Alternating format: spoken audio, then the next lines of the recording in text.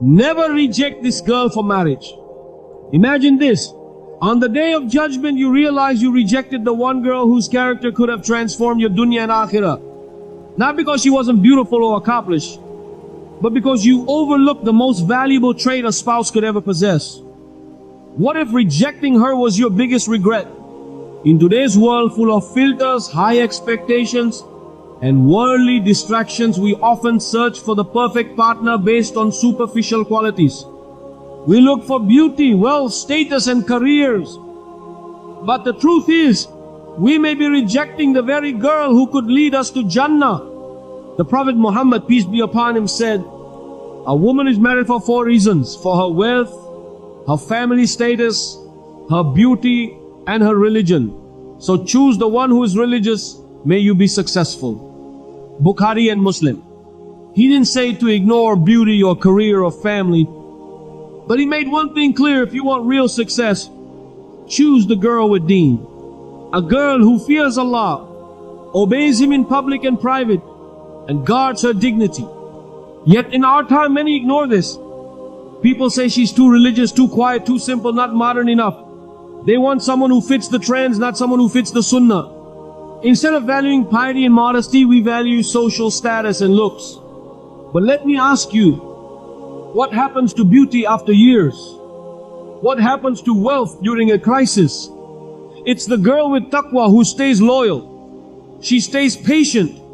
She supports you, respects you, and reminds you of Allah when you forget.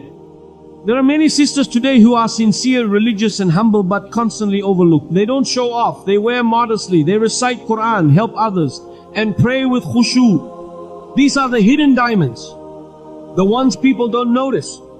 One of the companions said, if I had one wish, it would be to marry a woman who helps me remember Allah when I see her and increases my faith when I speak to her. That's exactly who you might be rejecting.